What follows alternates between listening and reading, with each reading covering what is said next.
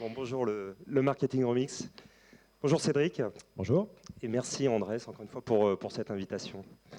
Alors, bon, le sujet du jour, on en a moult fois parlé aujourd'hui, c'est prendre la main ou reprendre la main.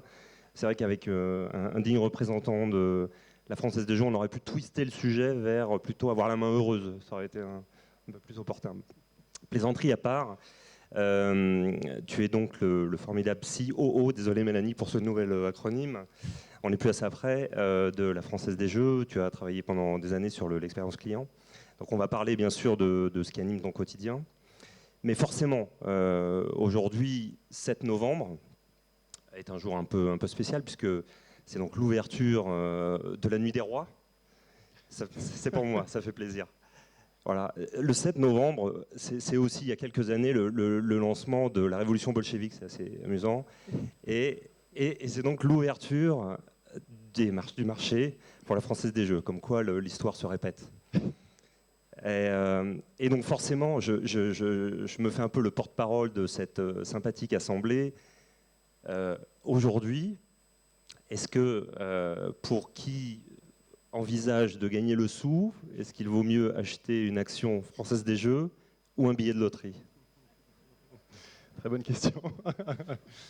Ça dépend combien tu veux gagner. Et surtout, à quel niveau de chance tu souhaites gagner. Non, je ne vais pas donner de conseils boursiers à qui que ce soit aujourd'hui, je ne m'y risquerai pas. Ce que je peux juste dire là-dessus, c'est que FDJ, c'est une entreprise durable, qui a une croissance assez continue, de l'ordre de 5% par an à peu près depuis 20 ou 25 ans. Et donc ça nous positionne à la fois comme un acteur très durable, mais surtout comme un acteur qui n'est pas soumis au cycle économique. Donc que finalement il y ait la crise économique ou qu'on soit en période de croissance économique, FDJ dans tous les cas se porte plutôt bien. Et du coup ça lui donne une forme de lisibilité que en général les actionnaires apprécient bien. Voilà, c'est tout ce que je pourrais répondre à ta question. Non, mais on va pas te mettre dans l'embarras. Pour autant, une petite grille de loto ou d'euro million, ça peut donner l'espoir de gagner un peu plus. Ok. Bon, je m'attendais à cette réponse qui est néanmoins très utile. Mais quand même concrètement, enfin, c'est quand même un virage important. Et ce nouveau paradigme qui s'ouvre pour la Française des Jeux, dans les faits, justement, et en lien avec le sujet du jour, qu'est-ce que ça signifie ? Alors oui, est-ce que finalement pour FDJ c'est l'opportunité de reprendre la main quelque part, notamment vis-à-vis de l'État? Je dirais oui et non, mais quand même plutôt non. Oui, parce que finalement ça a été aussi l'opportunité de se transformer. Voilà, on est tous amenés à transformer nos entreprises et donc FDJ s'est transformé, notamment depuis 4-5 ans ça s'est accéléré, que ce soit via le prisme du digital ou que ce soit plus récemment pour essayer de faire de nous une entreprise un petit peu plus entre guillemets comme les autres.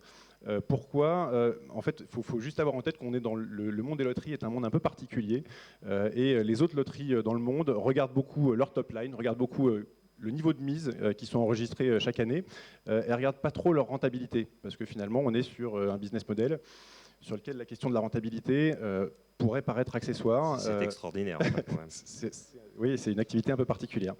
Or ça, justement, c'est quelque chose qu'on a fait évoluer, que ce soit avec un nouveau modèle opérationnel, une nouvelle organisation depuis le 1er janvier, où on est sur un schéma de business unit, comme ça se fait dans plein d'endroits. Donc moi, je m'occupe de la business unit loterie, c'est 80% à peu près de l'activité de FDJ, et puis il y a une business unit paris sportif par ailleurs.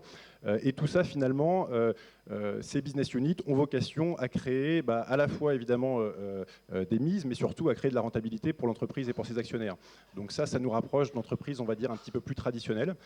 Et donc on n'a pas attendu cette ouverture du capital pour aller vers ça et pour reprendre un petit peu plus la main finalement sur notre destinée. Après, pour autant, je vois beaucoup de débats en ce moment sur est-ce qu'avec l'ouverture du capital de FDJ, finalement, on ne va pas développer l'addiction, on ne va pas développer, je sais pas, le jeu des mineurs, le blanchissage, etc. Enfin, le blanchissage, le blanchiment plutôt d'argent.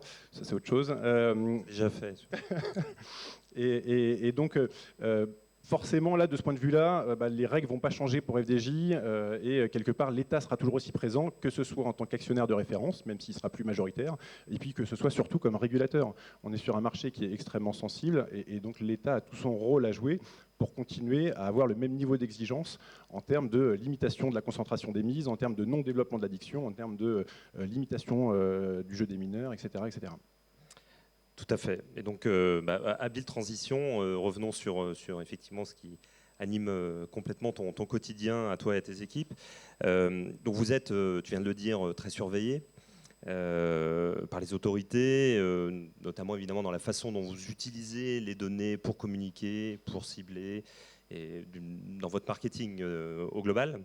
Est-ce que tu peux nous donner un panorama par section, disons, des actions que vous développez pour justement viser l'exemplarité, disons, dans ce domaine? Oui, alors je suis désolé, je ne vais pas être très original, mais la data, en fait, elle est au cœur du fonctionnement de FDJ. Pourquoi? Parce que l'intégrité de la donnée, notamment, elle est fondamentale. On a un business qui tourne sur la confiance. Si demain, on a un tirage de l'euro-million qui n'est pas intègre, qui fait qu'il y a un joueur qui pense qu'il a gagné, mais finalement, on va lui dire, bah non, vous allez rire, mais en fait, c'était pas le bon tirage. En fait, la donnée, elle est fondamentale pour nous. Donc, on investit depuis des années, évidemment, pour avoir des infrastructures, des systèmes particulièrement robustes. Donc ça, c'est une première chose. Après, évidemment, on fait aussi ce que font beaucoup d'autres marques, pour ne pas dire des annonceurs, à savoir, investir sur nos stacks techno pour justement leverager notre capacité à exploiter cette donnée à des fins marketing, amélioration de la performance de nos campagnes, de nos parcours, etc. Et puis aussi, et là c'est plus une particularité pour nous, à des fins également d'encadrement de la pratique des joueurs. Il y a quelque chose auquel on est picousé dès qu'on rentre chez FDJ, ça s'appelle le jeu responsable. Et ce jeu responsable, finalement, on a aussi le devoir, parce que c'est notre raison d'être, on n'est pas là pour vendre du jeu d'argent, on est là pour canaliser la consommation de jeux d'argent. Ça, c'est la raison d'être de FDJ. Et c'est essentiel d'avoir ça en tête, parce que justement, on ne doit pas vendre n'importe comment, ni à n'importe qui. Ça veut dire que ce serait dans l'ADN humain que de jouer? C'est dans l'ADN humain, moi j'en suis assez convaincu que de jouer, mais bon, je suis assez joueur dans l'âme. Mais surtout, il y a évidemment des excès dans lesquels les gens risquent de tomber. Et donc nous, on est aussi là pour s'assurer qu'on n'est pas en train de concentrer les mises sur finalement une faible partie de la population. C'est pour ça qu'on a ce qu'on appelle un modèle extensif, 25 millions de joueurs qui jouent des mises relativement raisonnées par rapport à ce qui peut se pratiquer sur, je sais pas, le poker ou dans d'autres pays. Et du coup, avec la donnée qu'on est capable de recueillir sur nos joueurs, on est aussi capable de les encadrer. Ça veut dire quoi? Ça veut dire que si tu es habitué à jouer une grille d'euros millions tous les mois, 2,50 €, d'un coup, il y a un mois où tu vas jouer 100 € et tu vas te faire plaisir sur un certain nombre de jeux, on va t'envoyer un petit mail pour te dire « Attention, là, tu es en train de changer un peu de comportement. » Et puis, si d'aventure, tu renouvelles ça et encore dans des proportions supérieures, là, on va te mettre dans notre segment rouge, on va dire. Et ce segment-là, en fait, on l'exclut de toute sollicitation marketing. On laisse aussi, un peu comme Google peut le faire, la possibilité également de supprimer son compte et puis de proscrire toute activité sur un compte donné. Donc ça, c'est aussi à la main de l'utilisateur. Donc on n'est pas là que pour être censeur, mais on est vraiment là pour accompagner cette pratique des joueurs. Et pour promouvoir quand même aussi. Et pour promouvoir, évidemment, c'est bien ce que je disais, on est là pour vendre du jeu d'argent, pas n'importe comment, de manière canalisée. Donc forcément, dans le but de développer notre modèle extensif notamment et de recruter beaucoup de joueurs, parce que ça c'est un point qui est capital, beaucoup de joueurs qui font des mises relativement raisonnées. Dans ce but-là, on a besoin d'être puissant en médias, on a besoin d'être performant en médias, on a besoin d'être performant sur nos assets digitaux et d'optimiser continuellement nos parcours de conversion. On parlait de l'ADN humain. Il se trouve que récemment, en marketing, on a découvert que ça faisait du bien de rechercher le sens.